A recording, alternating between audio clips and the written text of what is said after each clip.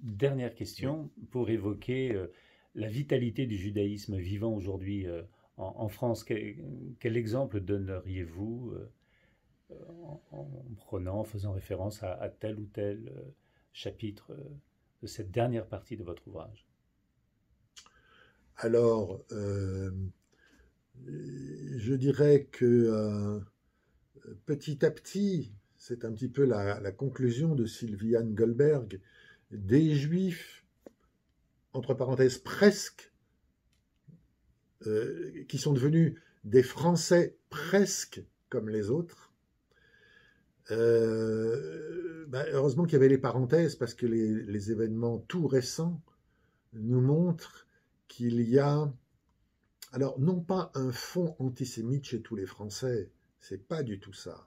Euh, la réflexion de nos historiens sur l'antisémitisme est de dire que c'est comme un socle, si vous voulez. Il y a un socle anti-juif qui date pas seulement du christianisme, d'ailleurs, il y a un antisémitisme chez les Romains et chez les Grecs, hein, chez les Romains surtout, et même en Égypte, avant l'avènement du christianisme. Mais enfin, qui a été prise en compte, prise en charge par l'Église pendant 20 siècles. Alors bien sûr, il y a ça, mais c'est une étrange... Par exemple, l'antisémitisme de la fin du XIXe siècle, c'est essentiellement un anti-républicanisme, de l'Église d'ailleurs, de l'Église, qui est anti-républicaine complètement. À la fin, dans les années 1890, c'est le combat de l'Église contre la République qui a dû lui casser les reins, en fin de compte, avec 1905, les lois de séparation. C'est cette guerre-là, les deux France, c'est cette guerre-là. Et l'antisémitisme n'en est qu'une expression, hein.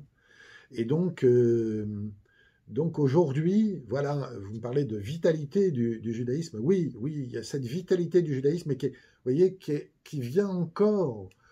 Nous publions ce livre le 11 octobre, 4 jours après ce qui s'est passé le 7 octobre en Israël. Et cette vague d'antisémitisme qui est incroyable, qui résurgit, pas seulement en France d'ailleurs.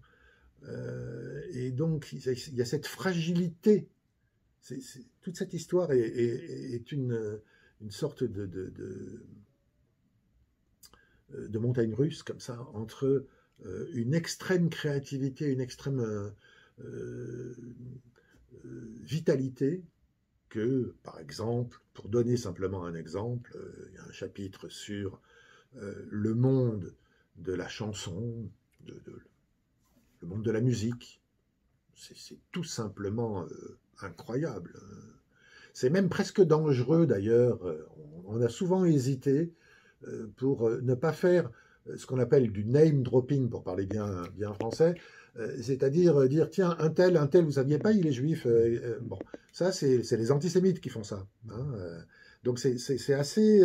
Il peut y avoir un effet pervers de montrer que de Barbara à Jean Ferrat, certes, pas, il y a des exceptions, Georges Brassens, Jacques Brel, etc. Il y a des exceptions, mais il y a quand même une extrême vitalité du monde artistique juif au début du XXe siècle dans la peinture, ce qu'on appelle l'école de Paris, 90% de juifs, 90% de juifs.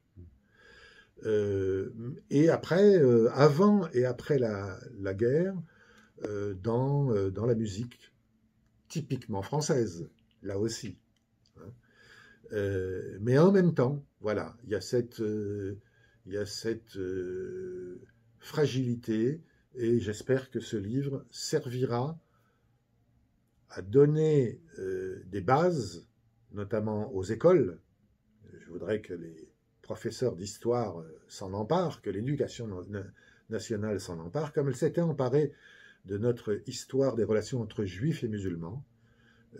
L'éducation nationale nous avait pris 75 pages, etc. Et là, j'espère que on va faire le même échange parce que il y a urgence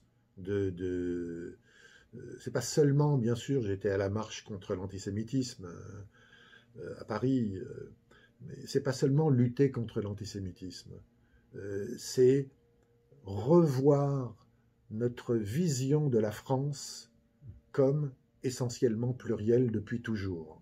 En tout cas, c'est un livre qu'il faut lire urgemment et offrir prochainement, puisque nous arrivons dans les périodes de fête et on ne peut que recommander aux uns et aux autres de s'offrir et d'offrir aux autres ce très remarquable ouvrage. En tout cas, un très grand merci. Merci.